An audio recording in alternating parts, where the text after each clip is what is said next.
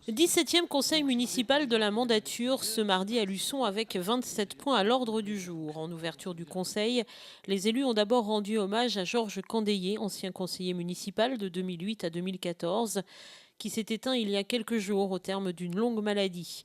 Les élus luçonnais ont donc respecté 1 minute de silence en sa mémoire. Les débats ont ensuite porté sur le budget avec notamment le vote des acomptes de subventions aux associations. Ce vote concerne le tennis club, le campus, le Vendée Luçon Football pour 22 000 euros et le Luçon Basket Club pour 22 000 euros également. Loïc Nolot a souhaité alors interroger le maire sur la nécessité de voter un tel acompte au LBC compte tenu des difficultés actuelles du club. On le sait, l'équipe 1 du LBC a déclaré forfait lors de son dernier match et de grandes inquiétudes planent sur l'association. Dans ces conditions, faut-il verser de l'argent au Luçon Basket Club et que vont devenir les 56 000 euros accordés au LBC sous forme de prêt en septembre dernier? Il y avait quand même des choses et des bruits qui se passaient où on aurait pu faire en sorte de vérifier, peut-être faire certifier les comptes avant de donner cette subvention. Aujourd'hui, il est très probable qu'on ne récupère pas cette subvention de toute façon. Si le club repart, donc a priori la réunion est ce soir, si le club repart, je dis bien si, parce que s'il y a un dépôt de bilan, il paraît compliqué que l'association puisse repartir. Et malheureusement pour les jeunes, c'est peut-être le plus grave. Cette subvention, on ne la récupérera pas.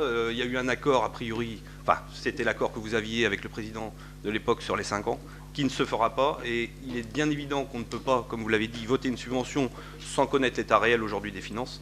Et que même si le club devait repartir, ne pourrait plus toucher ce qu'il touchait aujourd'hui autrefois, et qu'on repartirait certainement sur de la régionale 3, voire de la départementale 1, ce qui vaudrait peut-être même à dire que le hand aujourd'hui serait peut-être au-dessus et mériterait peut-être d'en avoir un petit peu plus. Qu'est-ce qui a mis en difficulté, donc, si vous voulez, le basket? Ce sont des subventions qui ne sont pas arrivées et des emplois qui étaient des emplois aidés qui finalement n'ont pas fonctionné. Bon.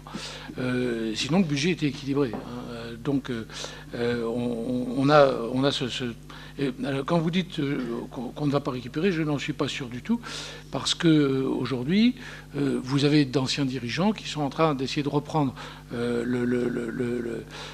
direction de ce club, de le maintenir peut-être comme il est. On va voir la réunion donc, de ce soir, avec aussi la possibilité d'avoir de nouveaux fonds avancés. Donc, moi, tant que je n'ai pas la réalisation de tout, on verra. On devrait en savoir plus effectivement sur le LBC d'ici la fin de la semaine. Autre questionnement, il concerne cette fois le Vendée Luçon Football. Les projets de fusion avec La Roche font grand bruit, mais qu'en est-il réellement? Concernant le foot, je suis d'accord avec vous, il se passe des choses qui me paraissent aller un peu vite par rapport à ça.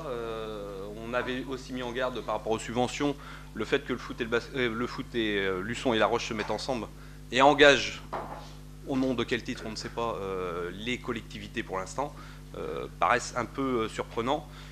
Et on vous soutiendra dans le fait d'attendre la fin du mois et de l'année, de savoir exactement où on va. Et bien évidemment que s'il n'y a plus de match à Luçon, que nous n'allons pas abreuver sans arrêt un club qui ne serait plus luçonnais. Et ça, c'est très malheureux, puisque la vitalité de la ville entre les vendredis et samedis vont disparaître, et c'est quand même inquiétant. Je n'ai eu aucun rendez-vous, je n'ai eu aucune demande de rendez-vous, hein, je n'ai eu aucun papier, si ce n'est ce qui se passe dans la presse.